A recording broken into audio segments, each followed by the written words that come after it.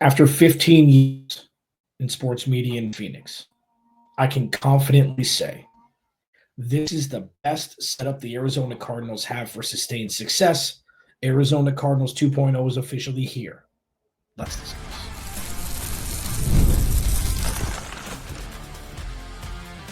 You are Locked On Cardinals, your daily Arizona Cardinals podcast. Part of the Locked On Podcast Network, your team every day. Locked On Cardinals, Alex Clancy here. Follow me on Twitter, Clancy's Corner. Follow the podcast at Locked On AC Cards. Thank you for making Locked On Cardinals your first listen free wherever you get your podcast and on YouTube, part of the Locked On Podcast Network, your team every day. Camp starts tomorrow. Arizona Cardinals 2.0 is here. There's so much to discuss. It's officially time. Today's episode of Locked On Cardinals is brought to you by FanDuel. Right now, new customers can get $150 in bonus bets when your first $5 bet wins. So, this is how today's show is going to go. Final segment, there was a list put out by a pretty prominent national media member in the football sector predominantly that has the Arizona Cardinals ranked 28th in front seven strength out of 32. I'll discuss that. The clock is ticking officially now for Kyler Murray. I'll discuss it's not exactly what you think. But all in all, Arizona Cardinals 2.0 officially begins. 15 year in sports media in Phoenix. 10th year, 9th season hosting this show. And confidently, as I said in the cold open, there's never been a stronger confidence going into a season for this year, for next year, and hopefully in whatever definition perpetuity is in the NFL with all the parity involved. The Arizona Cardinals are prepared. The boxes are checked. The dots, the I's are dotted. Lowercase j's too for Wayne's World fans. T's are crossed. They're ready to rip. There's a lot of questions surrounding this team. Good questions. I'll discuss that. But listen, I've done this a couple times throughout, the last year or so. And I've done it recently a couple times, but I want to do it one last time because today's the day. Tomorrow it begins.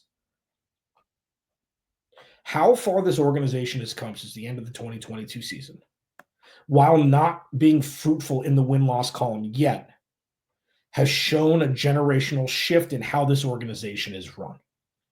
Michael Bidwell is still acting crazy atop, allegations, court proceedings, private jets for $1 million. It's not, but I mean, again, good idea. Maybe not the best, construction of that idea. The Cardcitas, first of all, missing out on that name and the actual casitas themselves. But, the hard reset here begins with this. One of my favorite analogies to make. The Arizona Cardinals, from Monty Ossenfort down, can be run with functionality, regardless of what Michael Bidwell does. They're the wedding tent in the middle of State Farm Stadium with inclement weather. Monty Ossenfort's the tent, and on down. With Michael Bidwell being the all-encompassing being around State Farm Stadium, obviously being the owner, he signs the checks. The Arizona Cardinals 100% can still be run with functionality, cohesion, and really forgetting the decades and decades of being a laughingstock due to their ineptitude. Now, I thought multiple different ways about how to do this first segment. It's like the kickoff to camp and to really seeing what's going to happen between the lines, whether it be the depth chart going into week one with the ramp up from now until then, or, what rookies, second-year guys, third-year guys will show out in camp, trying to avoid the oh-no moments, things like that. But it's like, this is the culmination of everything that we've been waiting for since the end of the 2022 season. This is it. It starts tomorrow.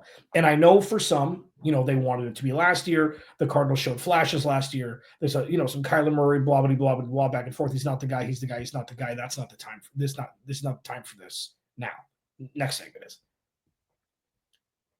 From retaining less than 50% of the roster at the end of the 2022 season. In Monty Ossenfort's first draft as a GM, trading back and then trading back up to 6 to draft Paris Johnson Jr. To trading back in the second round drafting Bijan Ojulari and getting an extra third-round pick. And that pick that Tennessee made on the trade-up is now out for the year with shoulder surgery as of 2 hours ago in Will Levis. To week 1 in Washington with Josh Dobbs at quarterback, playing a different brand of football. The offense having 3, 4, 5-minute sustained drives and kicking a field goal on 4th and 3 to take the points instead of going for it and missing. Things were different immediately, even though the wins didn't come right away because the roster was incomplete. Towards the end of the season, stacking a couple wins, having one of the best run games in football, even though there was no pass game whatsoever, everybody knew the run was coming and they still couldn't stop it. To that big win in Philly at the end of the 2023 season, that didn't really matter for anything for the Cardinals, but it mattered to Jonathan Gannon. It mattered to show that things were different. And then all of last season, you're starting to see the evolution of the stars in this new generation of the Cardinals. Trey McBride, namely, he's the one that pops out. Obviously, James Conner and Budda Baker are going nowhere. They got their second contract extension with the team collectively this offseason. Marv showed flashes. Paris Johnson Jr. looks stable on the left side after playing his rookie year on the right. Yalta Frolt looks like a vision still. Garrett Williams emerged. Max Melton, Dadrian Taylor-Demerson. And then going into this offseason, there were a lot of question marks about what this roster was going to look like. The main question, though, which is the question that everybody in Phoenix has been asking, is like, will star vets want to come play here? Unless it's for the Emmitt Smith or Terrell Suggs package. This was the first time, legitimately the first time I could remember. And I have a clear head. I don't remember it happening. Maybe drop in the comments because I genuinely don't remember it happening. The last time the Cardinals were tied to a top free agent. Josh Sweat, tied to the Cardinals, signed with the Cardinals. Dalvin Tomlinson, cap casualty, signs with the Cardinals. Calais Campbell comes back. Everything's different here. And listen, I know that Calais Campbell is not 27, okay? I know that Calais Campbell is not 35. I know that Calais Campbell didn't just come back like Patrick Peterson did to get in the Ring of Honor. Calais Campbell still has meaningful snaps in him. He's got the leadership that never left. Very team-friendly, one year, $6.5 million deal. And then coupled with the rookies of Walter Nolan and Will Johnson and Jordan Birch, Cody Simon, like this team on paper, from coaches down, have the most stable chance to be relevant for the next 5 years that we've seen an Arizona Cardinals roster have in the last 20, 25. I mean, even with, Fitz and Bolden, this is what I'm talking, like Larry Fitzgerald was drafted in 2003. So top heavy all the time. Whirling dervish, just a revolving door of quarterbacks. Like, even if you don't like Kyler Murray is a top 15 quarterback, okay? And the bottom 15 is really bad. So that line of demarcation between the two needs to be appreciated a little bit more up top, in my opinion. Everybody involved has come a very long way since the removal of the last regime. It was always a 3-year plan. Year 3 is upon us, and it starts tomorrow. And I'm bleeping jacked up about it. Locked On Cardinals, your team every day. With that, though, the clock for Kyler Murray is ticking. I'll discuss that next. This episode of Locked On Cardinals is brought to you by our dear friends over at FanDuel. And summer sports are in full swing, and whether you're all about baseball under the lights, golf on the green, or high-stakes soccer action, FanDuel is your best way to make every game even more exciting. You're already following the action, man. Why not make it a little bit more thrilling? With FanDuel, you can get in on the game while your friends are getting sunburned at the beach. I think it's a pretty good trade-off. Whether it's a same-game parlay or watching a bet ride in the 9th inning, FanDuel makes it feel like, I'm part of the action. If you're new to FanDuel, got some really good news for you. New customers can bet just $5 and get $150 in bonus bets if your first $5 bet wins. Open the FanDuel app today or visit FanDuel.com to get started. Today's episode of Locked On Cardinals is also brought to you by our friends over at BetterHelp. This is an ad by BetterHelp. Workplace stress is at an all-time high. 61% of the global workforce is reporting higher than normal stress levels. And this summer is the perfect time to take a small step to focus on your wellness and manage the challenges that come with your workday. Of course, most of us can't just quit our jobs or take endless vacations, but we can start small, whether it's getting outside for a few minutes, adding movement into your day, or talking to someone who can navigate your life's challenges or help you do it. That's where BetterHelp comes in. Listen, I've got a busy schedule, man. I've got a handful of jobs. It's tough sometimes, to manage the stressors and doing multiple things at once. And, BetterHelp is helping a lot of people. As the largest online therapy provider in the world, BetterHelp can provide access to mental health professionals with a diverse variety of experience. Unwind from work with BetterHelp. Our listeners get 10% off their first month at betterhelp.com/lockedon. That's BetterHelp, HELP.com/lockedon. Arizona Cardinals 2.0 is here. Finally. Please go to the YouTube channel, search Locked On Arizona Cardinals. Hit that subscribe button, man. Turn notifications on. You know the drill. The Cardinal Squad Show with Jamil Douglas, Ben Garcia, and myself 2 days a week. Hour-long, long-form live show.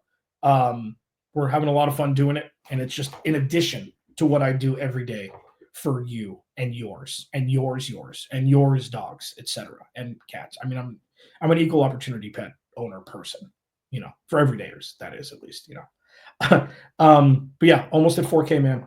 1,500 away from 4K, or 15 away from 4K or so. I don't check every day, but check this morning. Tell a friend. Subscribe if you don't subscribe already. If you watch my big dumb face, how about a subscribe? How about it? The clock for Kyler Murray is ticking. So this is the fascinating conversation. Obviously, the one, if they win 6 games, he's gone. I think, come on, like, we're smart. We're smarter here. If the Cardinals only win 6 games and Kyler Murray plays 15 plus, he's not going to be the quarterback for the Arizona Cardinals anymore. Like,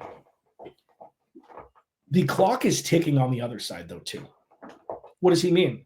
You can think about it while I take a sip of coffee.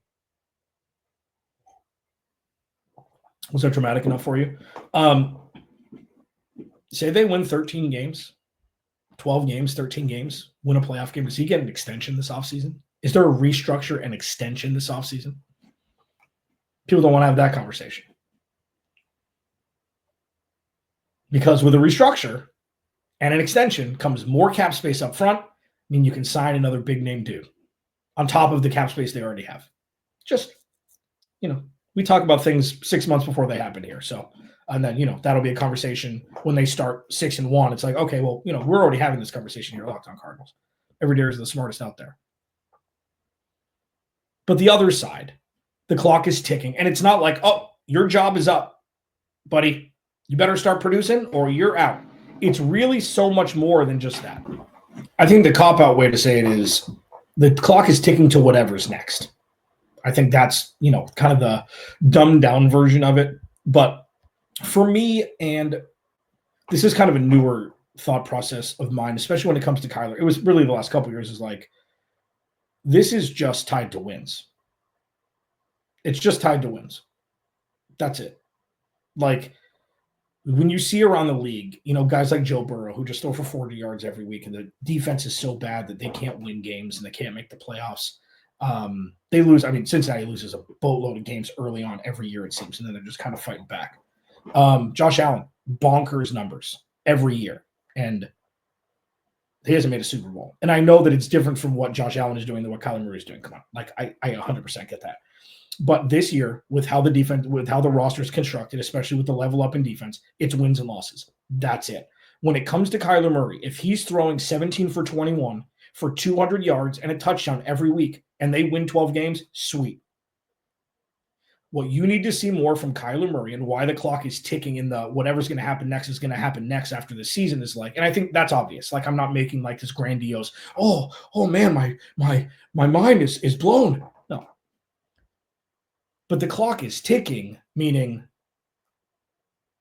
this is the year where everything is determined.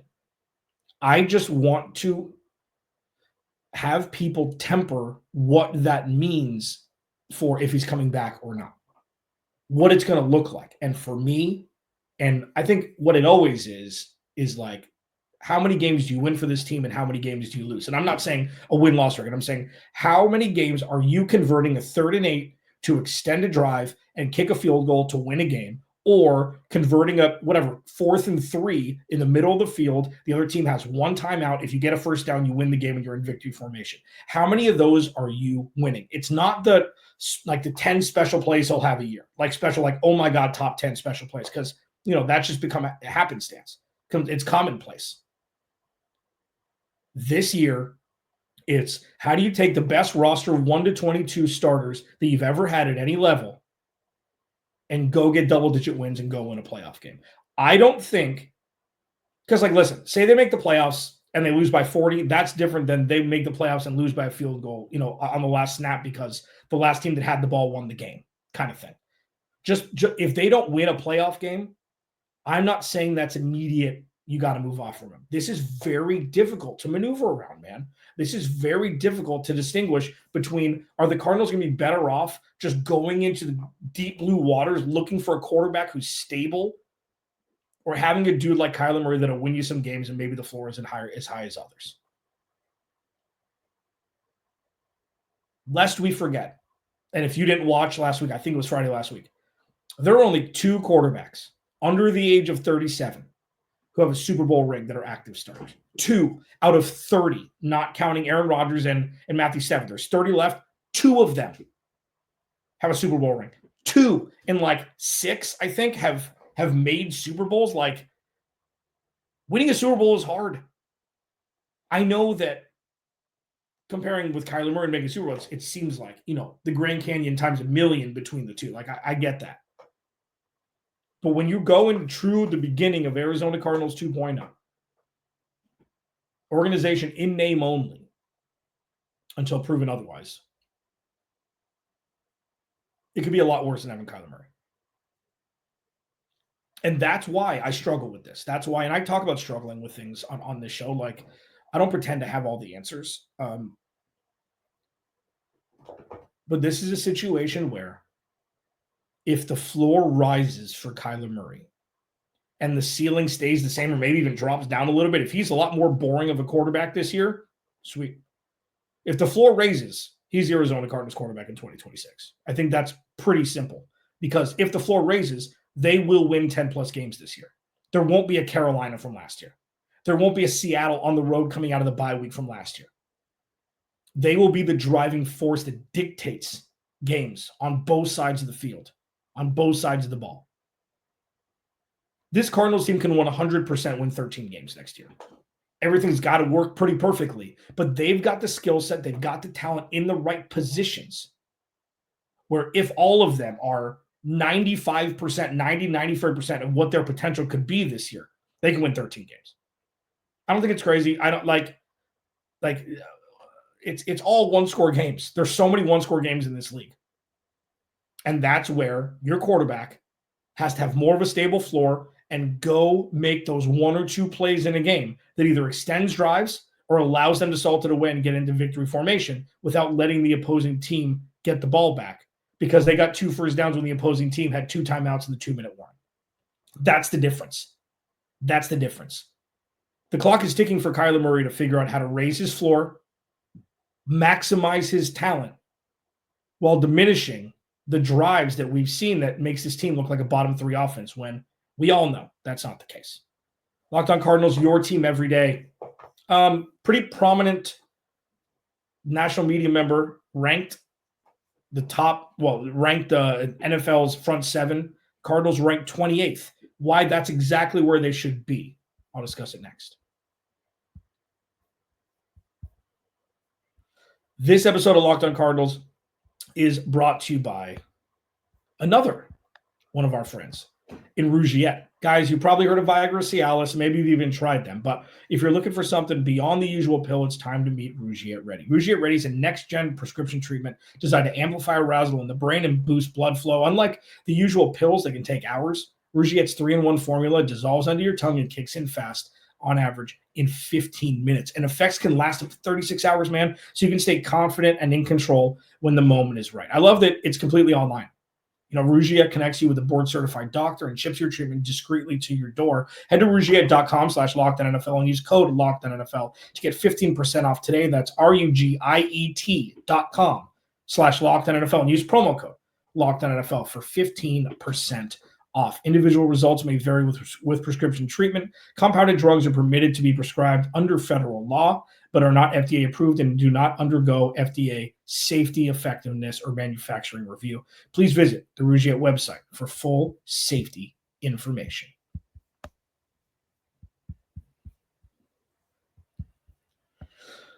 I mean, it's here. Camp starts tomorrow. They got a handful of days that are open to the public. We got preseason in 2.5 weeks. Like, we did it. We did it. We almost did it, but we did it. We see the light at the end of the tunnel. For those that live in Arizona, it's like September 1st right now, where it's still hot, but you see the light at the end of the tunnel into the good weather, and then all hell is loose. All hell breaks loose with everybody coming back into town. But you'll take it for the good weather. Warren Sharp, super smart dude, analytics guy, among all else. He's got a pretty good presence online. He'll do these lists from time to time, and I think it's fun to just get kind of a barometer check on what national media sees. I'm not saying that he's the spokesperson for all of national media, but this is going to go back to something that I mentioned either last week or the week before. I can't really remember. He has the Cardinals ranked the 28th best front seven in the NFL going into 2025. So fifth worst, 2023, fifth worst. I got 5 fingers. And this is exactly where they should be. And the reason why this is exactly where they should be is almost more of an incomplete than an actual ranking, because we haven't seen it. And the Cardinals don't deserve to just be given respect. It's earned, not given. Okay? This is something that, I know that fans can get outlandish when it's, the Cardinals deserve it. Look at what they've done this offseason. As much as I say the Cardinals are going to be exponentially better than they were last year, and I think, there's no way that they can't be better than last year, barring any sort of unforeseen craziness happening. You can't be upset that they're at the bottom of all these rankings. You just can't. Top players at each position, Cardinals are, Budda Baker, I think, was 7th from ESPN at safety, but, Trey McBride was 5th or 6th. It's okay. But they've got to put it together. They've got to put it together. They've got to do it. They're long is the list in the history of professional sport where a team with a great roster just excrements to bed. My favorite one, the one that I always remember, is the Michael Vick-led Eagles that year, where it was it's the all-star team with Nnamdi Asomugha coming over from the Raiders and this whole star-studded thing. And then, Nick Foles was starting. I don't know if it was that year. I'm not locked on Eagles. You can check out Lou DiBiase for that. But that's what I remember. And I'm not saying that this roster is that either. What I'm saying is this roster, especially with the last 3 draft classes, have the trajectory to absolutely manhandle opposing offenses this year with the coupling of the veteran leadership at all positions, aside from maybe corner.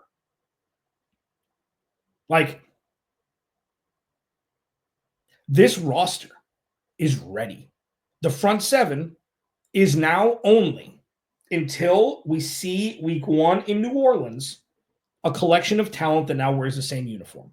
It's just because they haven't had reps yet. It's not these guys hate each other. Let's see what happens. No. This ranking from Warren Sharp is more I would give an incomplete instead of 28th. TBD instead of 28th. But that's just what it is. This is exactly where the Cardinals should be, because they need to prove it. They need to prove it. This is this is a good one too, because the Open Championship was on. So this is the Cardinal, the leaders are at 10 under, and the Cardinals are just making the turn at 3 under or 5 under. And they're way down the leaderboard, but they've still got half a round of golf to play. So the numbers can be deceiving, but they just got to play. They got to play the extra holes to be able to complete the way the other teams are. And that's why, the majority of these teams on the list, they're set and forget. They didn't have a whole lot of turnover towards the top.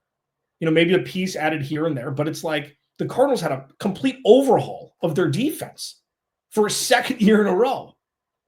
And obviously this year was more impactful than last year. When you add a completely different front of Dalvin Tomlinson, Calais Campbell, Josh Sweat, draft Walter Nolan, draft Jordan Birch, draft Cody Simon, even though he's on the second level, and then, Darius Robinson coming back from injury, BJ Ojolari coming back from injury. They traded for Baron Browning midseason last season, and we don't know what Zaven Collins is going to be, even though he's ranked one of the highest run defenders from the edge rusher position from last year. He and Jesse Luketa both. Jesse Luketa, from reports from Marcus Mosier, my buddy Locked On Cowboys, etc., said he's checking out other camps currently. I think he was in the Cowboys camp. I need to double check that, but late last week. You can't put a number on where the Cardinals are because in summation, the only thing we haven't seen from the Arizona Cardinals is them actually play. So this show, 5 months from now, could make me look like one of the biggest idiots on the planet. Clip it. Or I could be here, arms crossed, looking like this is what the natural progression of functionality looks like. When the Cardinals go 12-5 and they win the NFC West and they host a playoff game. They just got to play. So this list doesn't matter. 28, fine. They're just a collection of talent right now because they haven't stepped between the lines together with an official ref whistle and an official kickoff. And we're 6 weeks away from that. More. 7. It's here. It's been 3 long off seasons. And it's officially here. Camp starts tomorrow. Arizona Cardinals 2.0 begins. I will be with you every day because remember, without you, there is no me. I'll talk to you tomorrow.